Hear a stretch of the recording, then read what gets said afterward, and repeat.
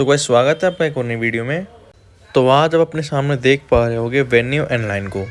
तो भाई हमने वेन्यू एन लाइन का एक रिव्यू वीडियो ऑलरेडी कर रखा है और हमने उसमें आपको बताया था कि हम इसका एक टेस्ट ड्राइव वीडियो भी लेके आने वाले हैं।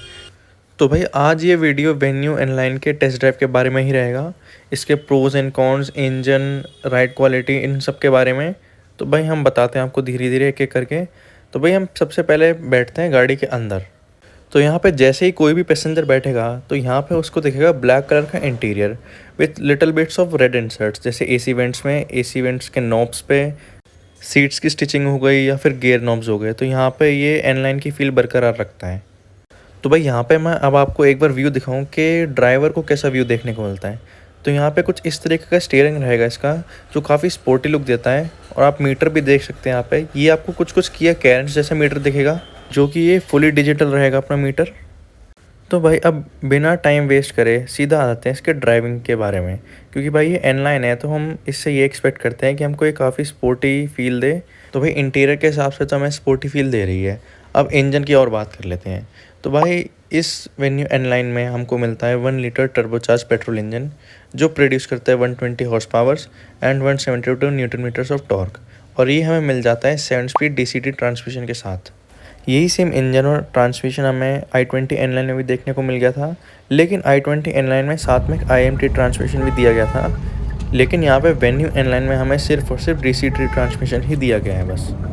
तो इसकी ड्राइविंग के बारे में बात करें तो स्टार्टिंग में इनिशियली मुझे थोड़ा सा लैग लगा इसमें, वो DCT और टर्बो लैग हो सकता है इसमें। लेकिन जैसे ही मैंने 2000 RPM को मार्क हिट करा, इसने मेरे को लिटरली पीछे पुश करा है।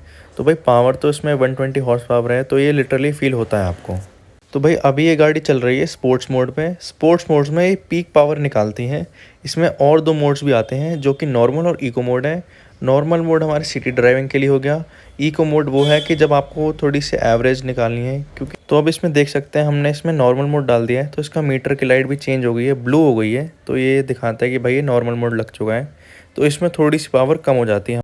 बाकी हमारे नॉर्मल और इको मोड में पावर काफ़ी लीनियर हो जाती है। उस टाइम पे ये इतना पुश नहीं देती आपको जितना स्पोर्ट्स मोड में देती है। तो भाई Hyundai के जो इंजन्स होते हैं वो मिड रेंज की RPM में ज़्यादा अच्छा परफॉर्म करते हैं। तो इस इंजन में भी वैसा ही देखने को मिलता है हमको। 2000 RPM के बाद से लेकर 4 से 5500 RPM तक लेकर ये इंजन काफ़ी अच्छा परफॉर्म करता है। उसके बाद टॉप एंड में थोड़ा लीनियर परफॉर्म करता है। साथ ही साथ यहाँ पे आप इसका एग्जॉस्ट भी सुन सकते हो कि अंदर ये कितना ज़्यादा फील होता है। और इसका एग्जॉस्ट मतलब कानों में तो बिल्कुल भी नहीं चुभता है। वो जब बहुत ज़्यादा हाई RPM पे आप चले जाओगे तब थोड़ा बहुत वोकल हो जाता है इसका एग्जॉस्ट। तो कुल मिला के बात यह है कि इसमें काफ़ी डिसेंट एग्जॉस्ट नोट मिल जाता है। और जो थोड़ा कुछ ज़्यादा लाउड जाना चाहता है तो वो बाहर से भी इसको मॉडिफाई करवा सकता है, वेल्वेट्रॉनिक लगवा सकता है, या और भी बहुत ऑप्शन हैं इसमें। अब भाई इंजन स्पेसिफिकेशंस के बारे में तो बात हो गई, अब बात करते हैं इसकी हैंडलिंग के बारे में। तो भाई Hyundai वाले कुछ ऐसा क्लेम करते हैं कि जो इनकी एन लाइन ट्रिम होती है इसमें इनका सस्पेंशन थोड़ा ज़्यादा स्टिफ होता है, और साथ ही में स्टीयरिंग भी थोड़ा हार्ड होता है रेगुलर कार्स के कंपैरिजन में। और यही चीज़ ऑन रोड काफ़ी ज़्यादा आपको फील होगी, क्योंकि आप इसमें अगर हाई स्पीड पे ओवरटेक करोगे या कटिंग करोगे तो जैसे जैसे स्पीड बढ़ेगी इसका स्टीयरिंग हार्ड होता जाएगा। और वहीं इसके सस्पेंशन की बात करें तो सस्पेंशन भी इसका थोड़ा स्टिफ है, आपको बॉडी रोल तो एकदम ना के बराबर मिलेगा। तो अब भाई बात कर लेते हैं इसके ट्रांसमिशन की, जो कि हमें इसमें मिलता है डुअल क्लच ट्रांसमिशन। और इसके साथ हमें पैडल शिफ्टर्स भी देखने को मिल जाते हैं, जो काफ़ी प्रीमियमनेस शो करता है गाड़ी की। अब एक ड्रॉबैक जो मुझे वेन्यू एन लाइन में ये लगा कि इसमें हमें IMT ट्रांसमिशन नहीं दिया गया है, जो मुझे थोड़ा डिसअपॉइंटिंग लगा। क्योंकि अगर आप i20 एन लाइन में भी IMT और DCT का ऑप्शन दे रहे हो तो वही ऑप्शंस आपको इसमें भी रखने चाहिए थे। बाकी अगर हम डुअल क्लच ट्रांसमिशन की परफॉर्मेंस की बात करें तो चाहे आपको गाड़ी भगानी हो या प्यार से चलानी हो, ये अच्छा ही परफॉर्म करता है। इसमें आपको गियर शिफ्ट बिल्कुल भी फील नहीं होगा अगर आप लोअर RPMs पे चल रहे हैं तो। बाकी everyday day to day life के लिए अगर आप बम्पर टू बम्पर ट्रैफिक में भी चलते हैं उसमें भी ये काफ़ी अच्छा परफॉर्म करेगा, आपको बिल्कुल भी इसमें थकान महसूस नहीं होने वाली है। और अगर आप गाड़ी को ज़्यादा हाई स्पीड के लिए भी चला रहे हैं या फिर हायर RPMs पे जा रहे हैं तो इसकी शिफ्टिंग वैसे तो है ही बढ़िया। अब बात कर लेते हैं भाई ये गाड़ी कितनी रिलायबल और सेफ़ है। तो इसमें ब्रेकिंग हमें Hyundai की आप जानती हैं ब्रेकिंग काफ़ी अच्छी रही है शुरुआत से। तो इसमें फ्रंट व्हील्स के साथ साथ रियर व्हील्स में भी हमको डिस्क ब्रेक देखने को मिलती है, यानी कि चारों में डिस्क ब्रेक मिलेंगी इसमें। उसी के साथ साथ हमें इसमें मिल जाते हैं 6 एयर बैग्स। जो कि प्रॉपरली इंश्योर करेंगे कि आप गाड़ी के अंदर सेफ़ रहें अगर कोई भी किसी भी तरह का कोलिजन होता है तो। एट लास्ट हमें इसमें ABS, EBD, traction control, hill hold control, ESC और ब्रेक असिस्ट जैसे सेफ्टी फीचर्स देखने को मिल जाते हैं जो इस गाड़ी को कम्प्लीटली सेफ़ बनाते हैं। तो जैसा कि अब हम जानते हैं कि इस गाड़ी में काफ़ी पावरफुल इंजन है और इसमें काफ़ी अच्छी सेफ्टी भी हमको मिल जाती है। तो अब ये गाड़ी कितनी पॉकेट फ्रेंडली है वो भी हम जान लेते हैं।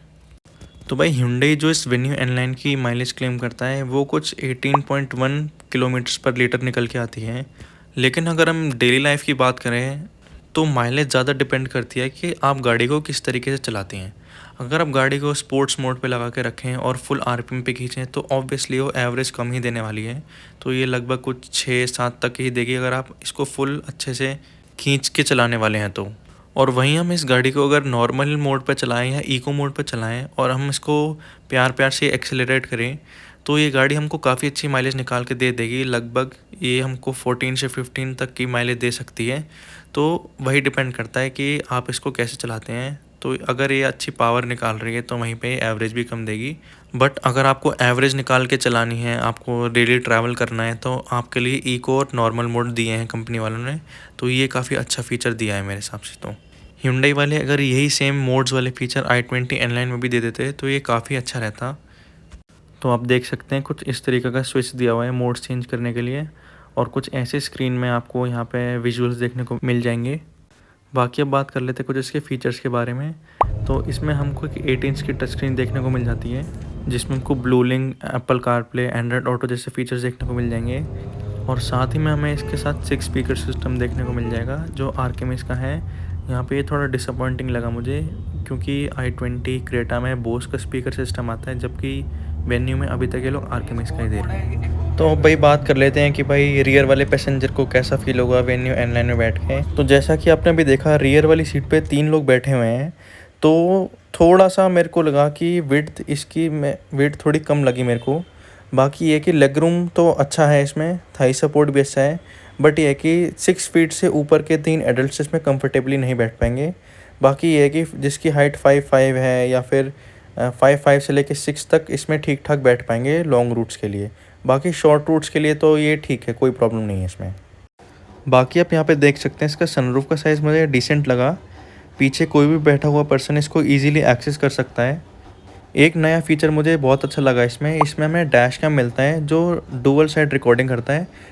बाकी यहाँ मैं इसके इंजन की काफ़ी तारीफ़ करना चाहूँगा। इस टाइम पे इस गाड़ी में AC भी ऑन है, ट्रैक्शन वगैरह सब ऑन है और गाड़ी में पूरे 5 जने बैठे हुए हैं। लेकिन इसका इंजन बिल्कुल भी ऐसा नहीं मेरे को कहीं भी फील हुआ कि दब रहा हो या कहीं पिकअप की कमी हो रही हो।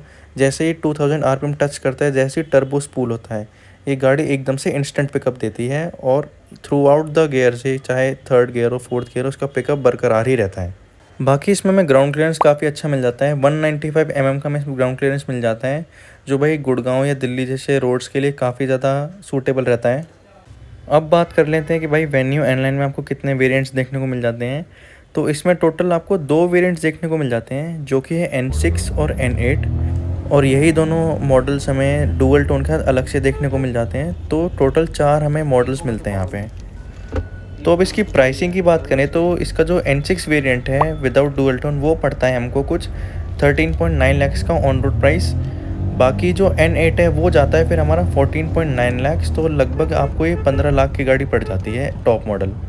तो भाई इस 15 लाख के प्राइस पॉइंट पे हमें आज की डेट में काफ़ी सारे और ऑप्शंस मिल जाते हैं। जैसे कि जो अभी न्यूली लॉन्च्ड ग्रैंड विटारा है उसका हमको डेल्टा वेरिएंट देखने को मिल जाता है इसी प्राइस पॉइंट पे।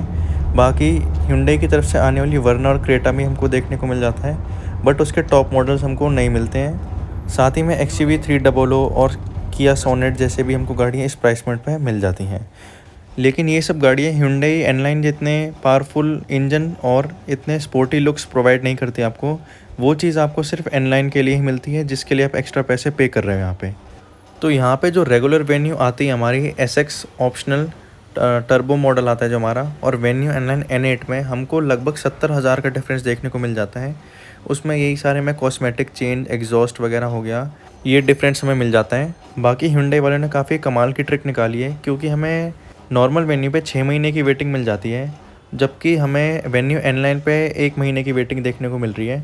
तो जिसको जल्दी गाड़ी चाहिए वो 70,000 रुपये और पे करके वेन्यू N-Line को उठा सकता है। तो ये काफ़ी अच्छी मार्केटिंग ट्रिक अप्लाई करी है Hyundai वालों ने। तो भाई बस यही कुछ था Venue N-Line की टेस्ट ड्राइव वीडियो में। तो भाई वीडियो अगर पसंद आई हो तो वीडियो को लाइक करें और चैनल को सब्सक्राइब ज़रूर करें। भाई वीडियो देखने के लिए बहुत बहुत धन्यवाद। जुड़े रहें और वीडियो देखने के लिए। मिलते हैं आपसे एक नई वीडियो में। को जो भी वेन्यू के बारे में जानकारी मिली है वो भैया आपका क्या नाम है? हाँ भैया आपका बहुत बहुत धन्यवाद। बहुत बहुत धन्यवाद, आपकी वजह से आज हमने N-Line की Venue N-Line की हमने डिटेल्स काफ़ी जान पाई हैं। ठीक है भैया, बहुत बहुत धन्यवाद। फिर मिलते हैं आपसे।